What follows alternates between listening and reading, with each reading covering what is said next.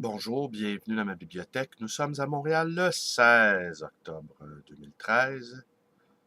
Mon nom est Bruno Lalonde. Alors aujourd'hui, hier, je vous disais que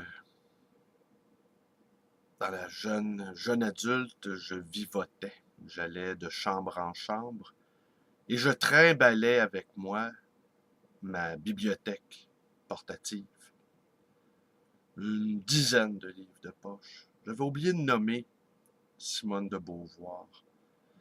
Parce que c'est la seule que je relis quasiment tous les 2 ans.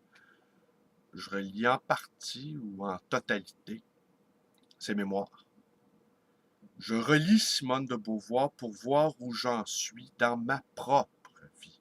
Parce que Simone de Beauvoir aussi appartient à cette catégorie d'écrivains qui se sont livrés à ce genre que j'adore par-dessus tout, l'autobiographie.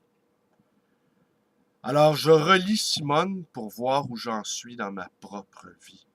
Simone qui voulait tout, tout, tout, tout, tout, tout. L'écriture, les voyages, l'amour, la politique, un appétit considérable. Elle voulait tout, tout, tout.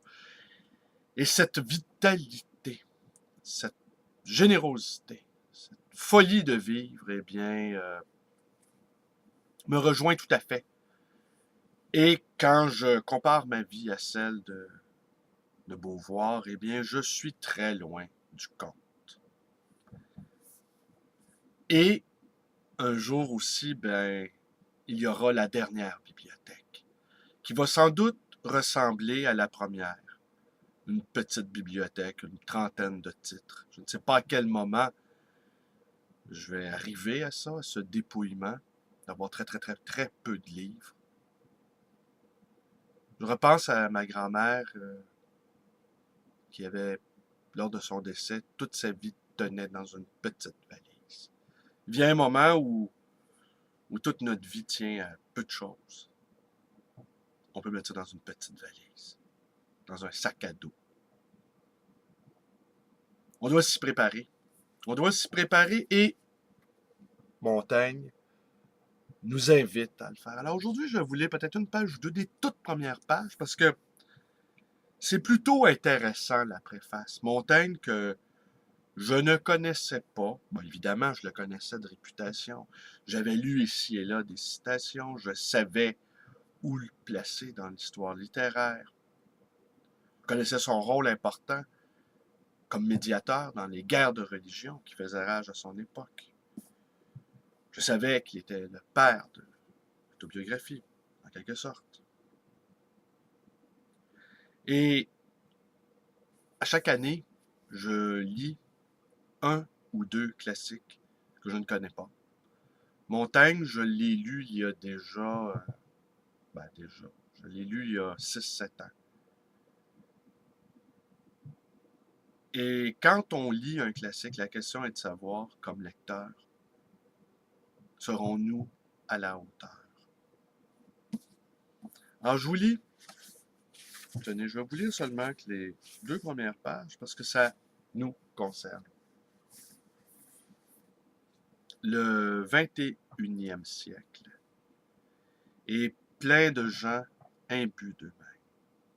Plongés une demi-heure dans l'océan virtuel des blogs, des tweets, des YouTube, des MySpace, des Facebook, des pages et des pods, et vous verrez surgir des milliers d'individus fascinés par leur propre personne et essayant d'attirer l'attention à grands cris. Ah! Ils s'épanchent, ils se livrent, ils chattent et mettent en ligne les photos de tout ce qu'ils font. Extrovertis dénués de toute inhibition, ils se regardent le nombril comme ils ne l'ont jamais fait, comme jamais ils ne l'ont fait. Lors même qu'ils sondent leur expérience privée, blogueurs et networkers communiquent avec leurs semblables dans un festival communautaire du moi.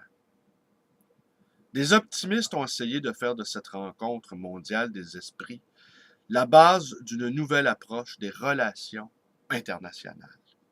L'historien Theodore Zeldin a lancé un site, de Oxford News, qui invite les gens à concocter de brefs autoportraits en mots, à décrire leur vie quotidienne et ce qu'ils ont appris. Ils les mettent en ligne pour les donner à lire et susciter des réactions. Pour Zeldin, le dévoilement de soi, partagé, est la meilleure manière de faire naître la confiance et la coopération à travers la planète en remplaçant les stéréotypes nationaux par de vrais gens. La grande aventure de notre époque, dit-il, est de découvrir qui habite le monde, un individu à la fois. L'Oxford News fournit donc d'essais personnels ou d'entretiens avec des titres du genre. Pourquoi un Russe qui a fait des études fait des ménages à Oxford? Pourquoi être coiffeur comble le besoin de perfection? Comment écrire un autoportrait vous montre que vous n'êtes pas celui que vous croyez? Ce que vous pouvez découvrir si vous ne buvez ni ne dansez. Ce qu'une personne ajoute à ce qu'elle dit dans la conversation quand elle parle d'elle par écrit. Comment réussir quand on est paresseux? Comment un chef exprime sa bonté? En décrivant ce qui les rend différents de tous les autres, les contributeurs révèlent ce qu'ils partagent avec tout le monde, l'expérience de l'humanité. Cette idée, écrire sur soi, pour tendre aux autres un miroir où ils reconnaissent leur propre humanité, n'a pas toujours existé. Il a bien fallu l'inventer. Et à la différence de maintes inventions culturelles dont on peut l'attribuer à une seule personne, de Montaigne, noble, magistrat et viticulteur, qui vécut dans le Pays-Bas, on peut l'attribuer à une seule personne. Excusez-moi, Montaigne. C'est tout simplement en le faisant que Montaigne a conçu l'idée. Contrairement à la plupart des mémorialistes de son temps, il n'écrivit pas pour rapporter ses prouesses et ses réalisations. Pas davantage il ne coucha par écrit la chronique des événements historiques dont il fut le témoin direct, quand bien même il aurait pu le faire. Au cours des décennies passées, à incuber et à écrire son livre, il vécut une guerre de religion qui faillit détruire son pays. Ben voilà, Montaigne, qui écrivit sur lui-même et qui nous tendit un miroir dans lequel nous pourrons ou pas nous reconnaître. En quelque sorte, mes petites vidéos ajoutent aux commentaires sur soi-même. Allez, je vous remercie d'être avec moi. Mes vidéos vous plaisent, abonnez-vous à ma chaîne. Et, petite parenthèse, contrairement à l'autofiction, la voix humaine, elle, ne ment pas. Le timbre de la voix ne ment pas. Le corps ne ment pas. Le corps se trahit toujours par quelque manière que ce soit. Et c'est pour ça que c'est étonnant pour moi de me retrouver avec vous, jour après jour, par le truchement de ce petit œil aveugle qui est ma webcam et qui jamais ne sait ni ne bronche devant l'une ou l'autre de mes assertions. Et c'est une sorte de miroir qui ne me reflète pas, qui ne me réfléchit pas. Gauvreau parlerait sans doute d'un miroir cyclopéen.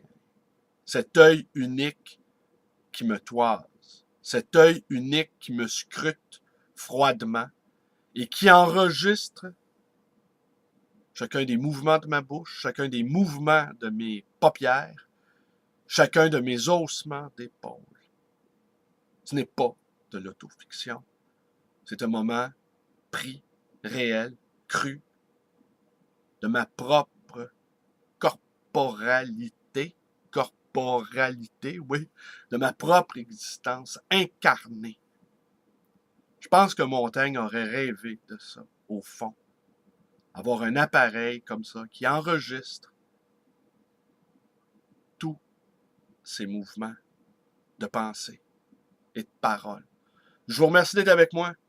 Vous connaissez toutes les suites possibles, inimaginables, envisageables, souhaitables, espérables, désirables, tout ce que vous voulez. Portez-vous bien.